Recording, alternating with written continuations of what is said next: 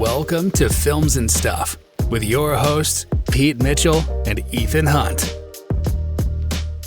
Hi, everybody. Welcome back to the Films and Stuff podcast. I'm Ethan, joined, as always, straight from the cinema, most valuable Pete. Hey, Pete, what's up?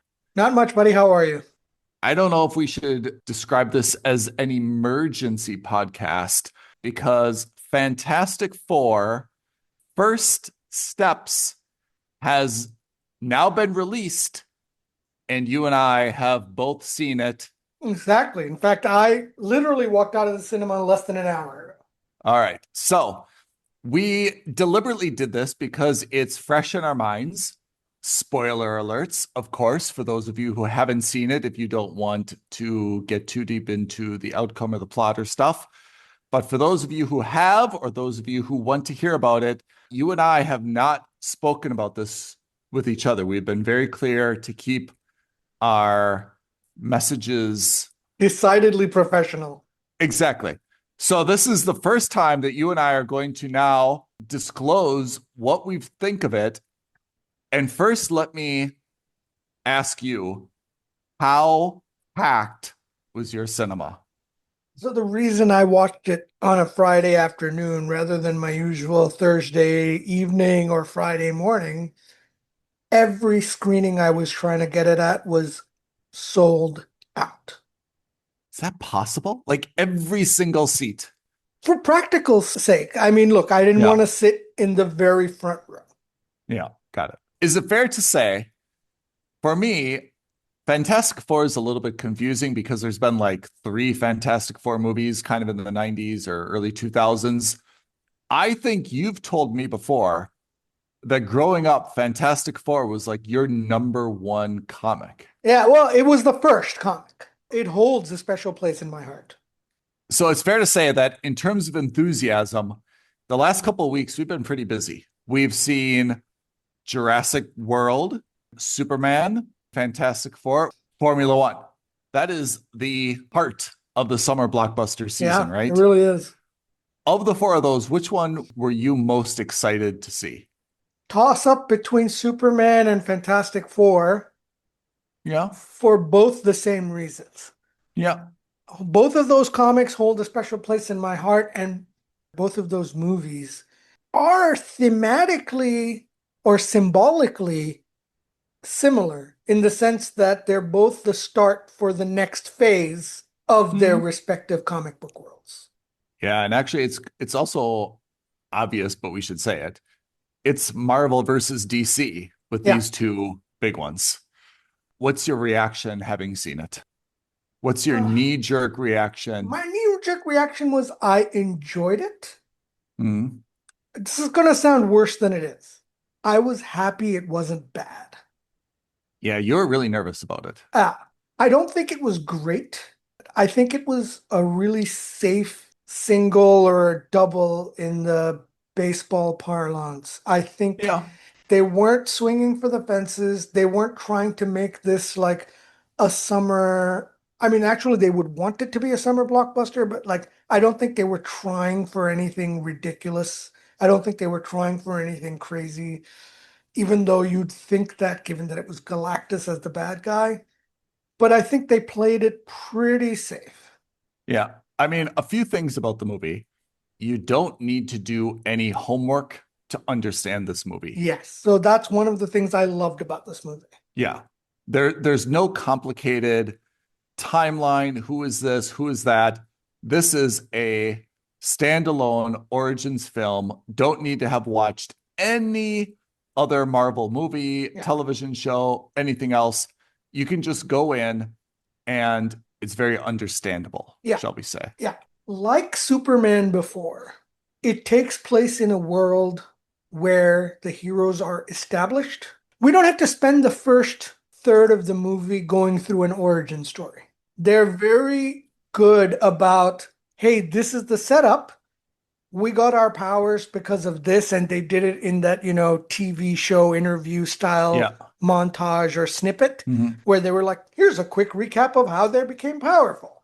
Yeah. And they just moved on with it. It was kind of understood. Similar to the way that Clark Kent Superman. has the Yeah. fake interview with Lois Lane in Superman, where Yeah. he's just like, look, I'm very open. I'm an alien. I landed on the planet years ago. I was Yes. raised by humans, blah, blah, blah. Superman and Fantastic Four approached it not entirely copy and paste, but similar in terms of everyone kind of knows these stories one way or another.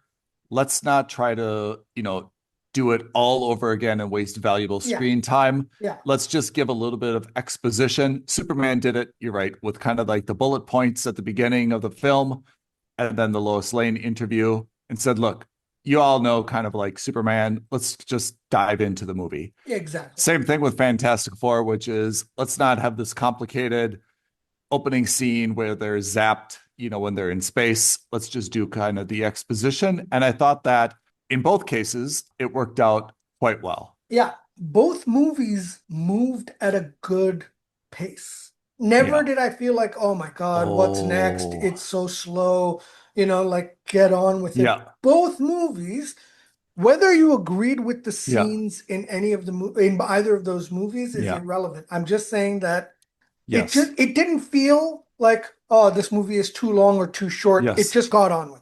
I compliment Fantastic Four. You're absolutely right. And I think I kind of had that in my mental notes, but you got to it first.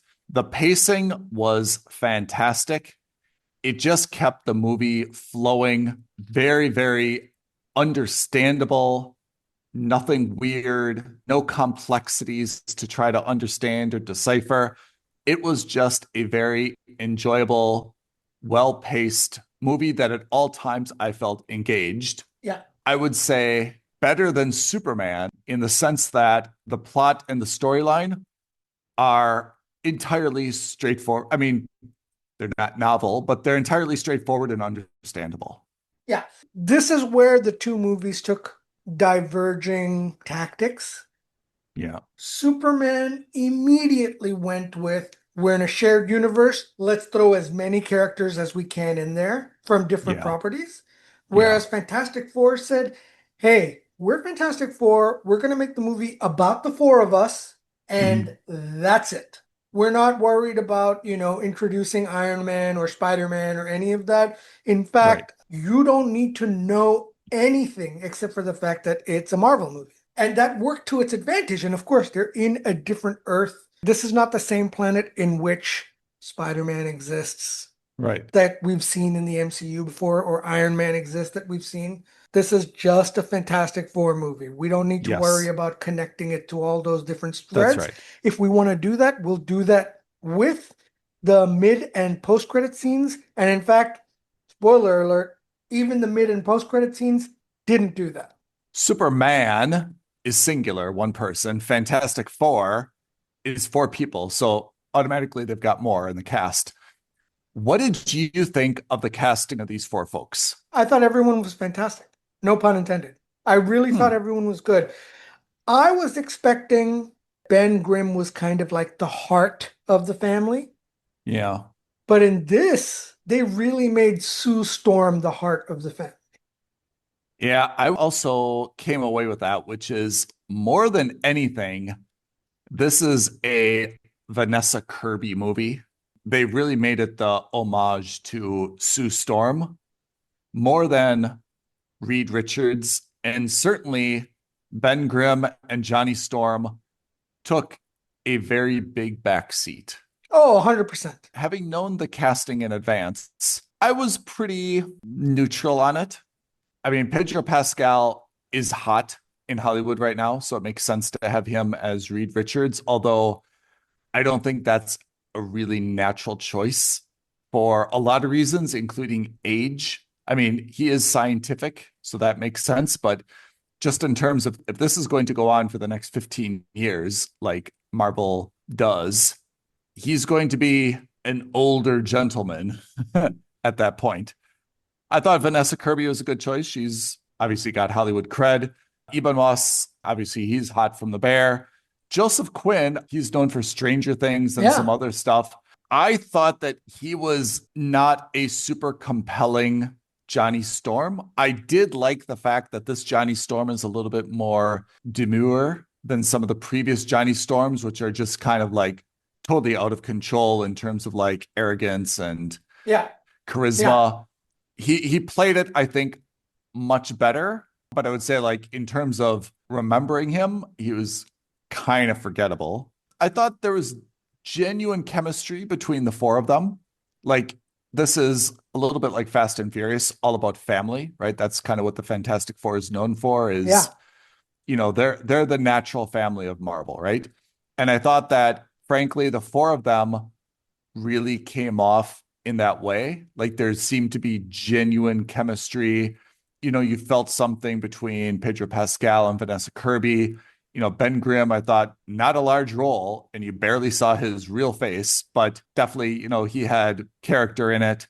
I thought that overall it was very well cast, but again, I think it was a little bit like well, let me put it this way. We talked about last week, in fact, how our summer predictees are, and I had Fantastic Four as number one. I thought that was going to be the number one movie this summer.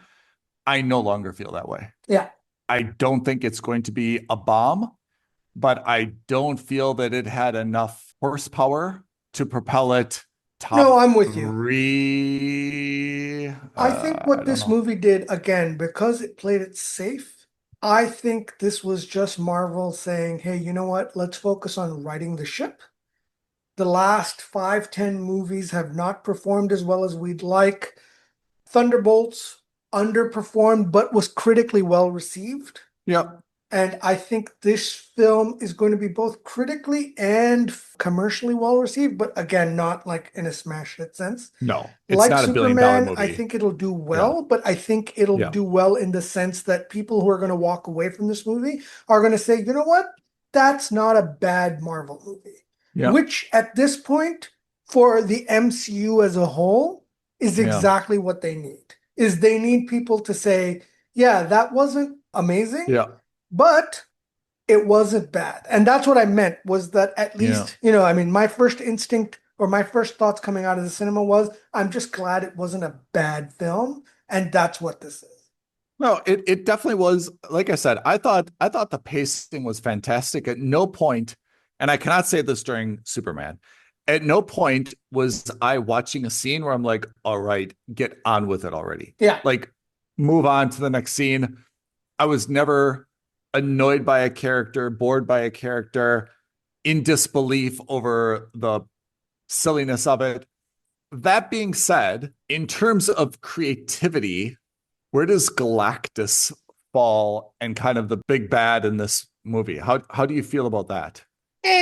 Julia Gardner is awesome. She's a great Fantastic, actor. right? But as Silver Surfer was kind of meh. And I thought she was a great Silver Surfer. I just no, felt that. I agree. I'm not saying she was Yeah. bad. I'm just saying that as a quote unquote bad guy, Yeah. neither Yeah. of those two villains kind of made me feel anything. I didn't think they were bad. I just didn't think they were exceptional. I did like the plan. I did like how that plan went out. I thought the action sequences in this movie were not good. I don't think there were enough, or at least the ones that were there, I don't think really did anything for me. I'm gonna agree with you, but I'm not on your side. Let me put it that way. I Okay. agree with you that the action sequences are certainly not anything like you'll remember forever. I hope that's intentional because, frankly, we've seen so many bonkers CGI action battle scenes that, for me personally, it's just kind of yawn. And I feel like the more complex you make them, such as The Flash or Transformers, the more they kind of turn people off. And I feel like getting away from that ultra CGI, everything's kind of like shifting all at the same time, is intentionally aimed at audiences that were kind of having the same reaction with me, which is, yawn, do I really need another 10-minute CGI fight sequence that probably cost $50 million to fabricate, and I'm getting nothing out of it. So I think that actually the more live action you can do, or the more realistic stuff. And to be honest, I'm not going to this movie for action. I mean, this is not my Michael Bay film. I'm going to see my characters. I want to laugh a little bit. I want to see a good story and something clever. I hope that's intentional, but I take your point, which is none of the action sequences really stuck out in my mind. Look, at the end of the day, I know this isn't a Michael Bay movie, but it is a superhero movie. You want something to stick out in terms of action. I agree with you, and I totally get what you're Yeah. saying. You don't want it to be so over the top that it's kind of Yeah. like, what am I watching here? It's just visual effects vomit on the screen. Yeah. But this had very little. In reality, there were two sequences, maybe three. One Yeah. was with the fight scene with Galactus at the end. One was when they first meet Galactus inside the ship where they're Yeah. trying to run away. And the Yeah. third is you might consider the montage sequences that they had at the very beginning of the movie when they're fighting Mole Yeah. Man. That's Yeah. kind of it, but nothing stood out. If I had to pick a point to be critical about, the last kind of fight scene with Galactus, I thought was really a letdown. This is a guy that devoured the earth.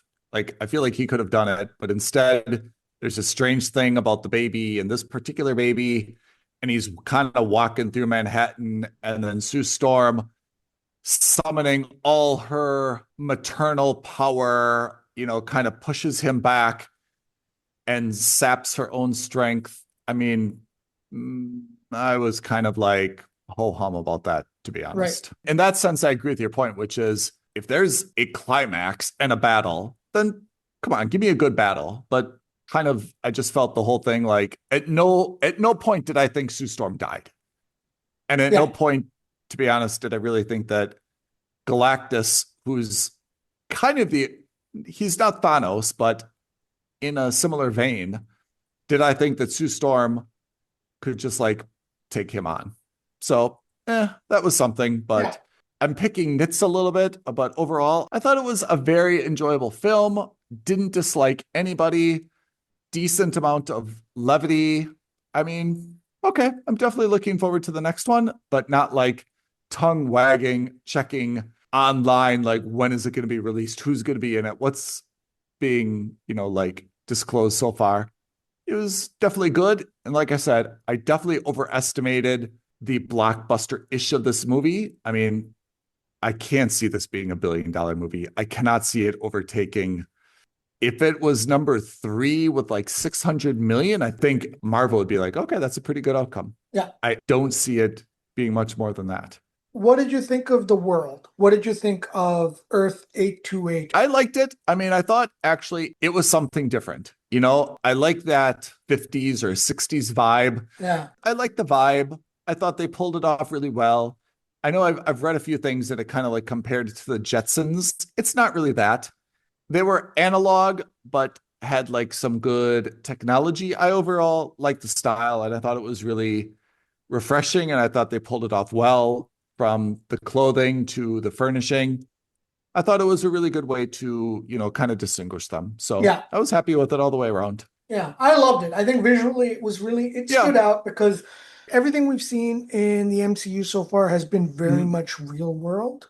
Yeah. By that, I mean, it feels contemporary to what we live in now. So I like that this took a very different tact. I thought it felt nice. It felt quaint almost that, everyone was rallying around this family. I thought it was a nice change of pace. Did you stick around for the mid credits and the end credits? I did not. Do you want to give me the spoilers? Oh, dun dun dun. Okay. Tell me.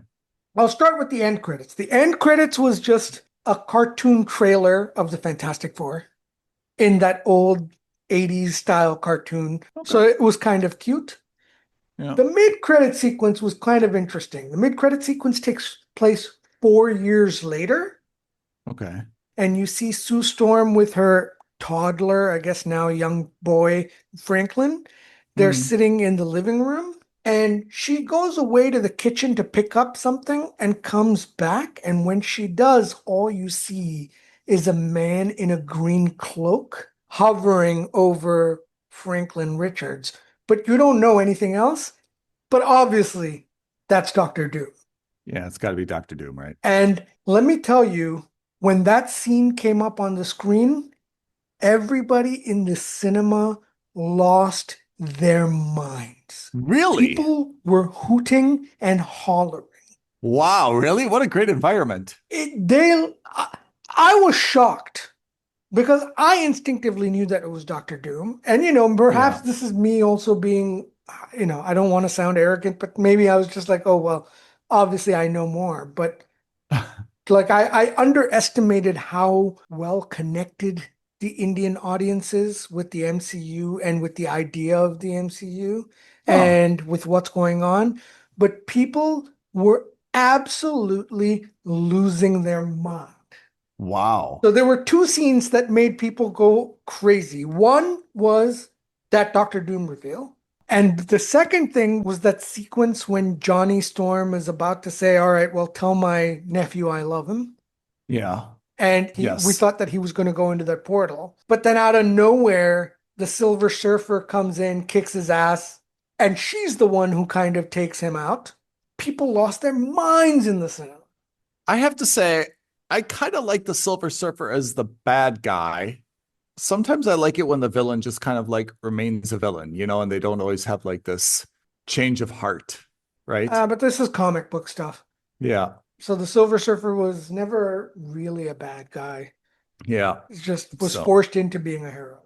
I don't have much else to say about the film. I mean, again, it was really enjoyable. One thing that I told my brother, because we use him kind of as a proxy, Yeah. and I said, look, I saw Fantastic Four last night. I said, it's very good and you will like it because it's kind of got like a more linear narrative. In terms of which movie I had more of an emotional connection to, it was Superman.